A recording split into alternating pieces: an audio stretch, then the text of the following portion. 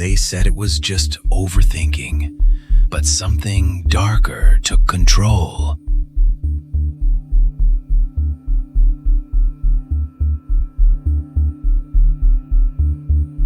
What if everything you thought about your own mind was wrong? What if your racing thoughts, your self-doubt, your inability to turn it off weren't just a part of you but a trap set by a misunderstanding 100 years ago? Freud gave the world a story, a framework to understand the unconscious mind. But what if that story was incomplete? What if it created a myth that still haunts us today? What if overthinking isn't about thoughts at all?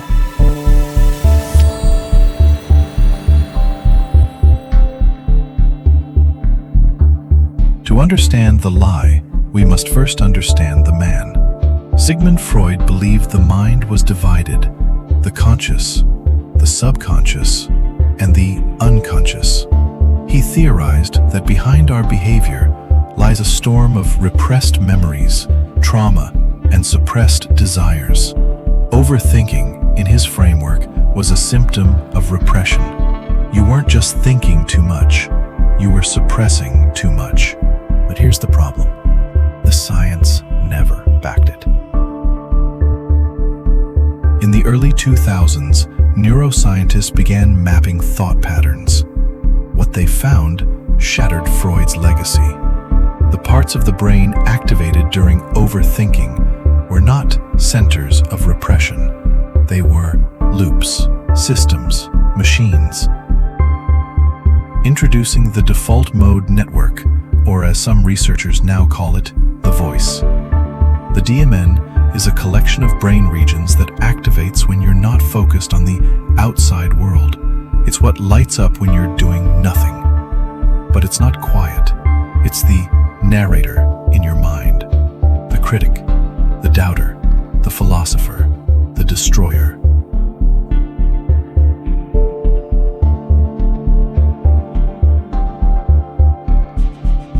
This discovery was terrifying because it meant overthinking isn't just a behavior, it's a function, built in, and worse, you can't shut it off the way Freud said.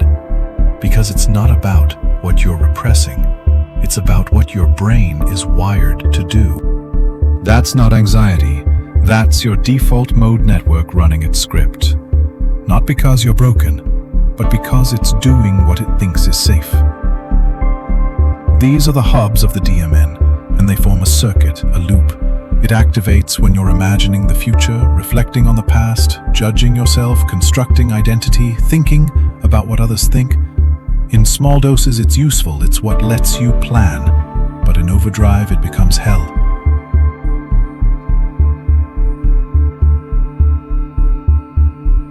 Freud said overthinking came from unspoken desires, but neuroscience says it comes from a broken brake system.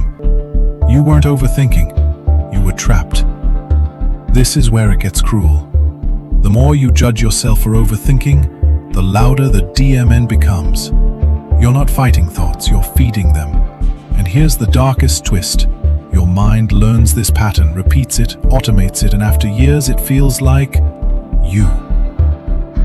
But let's slow down. Freud wasn't wrong about everything. In fact, his work laid the groundwork for modern psychology. But his interpretation of overthinking came from a very different world. A world where repressed desires and hidden childhood trauma were blamed for every mental dysfunction. Freud lived in a time of shadows, of societal taboos, of unspeakable family secrets.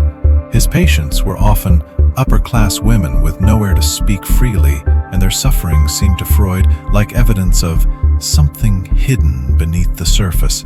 He saw overthinking as the smoke of a fire buried deep. But today, we know that not all mental fires are hidden so deeply.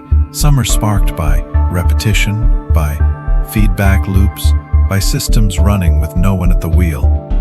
We have the tools now, fMRIs, EEGs, neural mapping, and they tell a different story. The default mode network is not a Freudian dungeon, it is a theater. and it plays the same script again and again, day after day. Its actors are your fears. Its director is your memory. Its lighting comes from the past, and it always ends the same way, with a version of you doubting yourself. You rehearse failure. You rehearse loss. You imagine conversations that never happened. You feel hurt from things never said. You project rejection where there is none, because the DMN is not calibrated for truth, it is calibrated for prediction, and prediction by nature is fear-biased. Evolution didn't give us a calm inner narrator, it gave us a paranoid one designed to keep us alive by whispering every possible danger, betrayal, mistake, or oversight, because in prehistory, thinking worst-case scenarios meant surviving lion attacks. But now, it just means insomnia. Let's dig deeper. The medial prefrontal cortex, MPFC, is involved in thinking about the self. It lights up when you judge your actions, your social standing, your perceived failures. The posterior cingulate cortex, PCC, is involved in memory and emotional recall. The angular gyrus helps integrate sensory information and imagine what others are thinking. When these parts of the brain connect in a loop, they create a sense of continuous narrative. You become the protagonist of your own ongoing story. But there's no resolution, only repetition. And so, a missed text becomes a crisis. An awkward moment replays for hours. A future conversation you're nervous about becomes a mental stage play, rehearsed 100 different ways. Freud would say, you're overthinking because of unresolved desire. Neuroscience says, you're overthinking because your DMN is on a loop. Here's a disturbing fact. The DMN is more active in people with depression. It's louder in people with anxiety. It doesn't shut off in PTSD. And when it's overactive, it not only causes stress, it reshapes your sense of self. You don't just feel like a person who overthinks, you become a person whose entire identity is fused with inner commentary. We start calling it personality, but it's machinery. Imagine this, you spend 60% of your waking mental time in the DMN. That's more than half your consciousness, narrated by a system you didn't design and can't shut down. And we haven't even mentioned the worst part yet. It lies. Your DMN isn't calibrated to truth. It's calibrated to familiarity. So whatever thought patterns are repeated most often become your baseline. If you constantly imagine failure, betrayal, rejection, then those become your internal expectations, even when reality contradicts them. This is the mechanism behind self-sabotage, behind imposter syndrome, behind catastrophic thinking, not repression, not trauma, but an unchecked spinning DMN. It doesn't want resolution, it wants repetition. And here's where Freud missed the target. He believed bringing unconscious desires to light would dissolve their power. But the DMN doesn't hide. It performs. It broadcasts. It makes a spectacle of your fears. And here's the twist.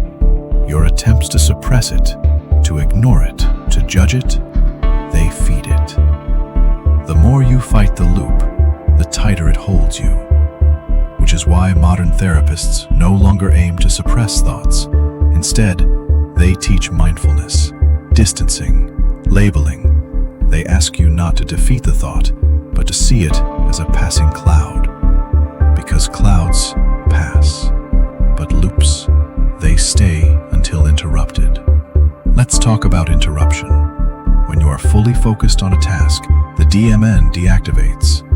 When you are in flow, creating, building, moving, laughing, listening, it goes silent. The narrative dissolves.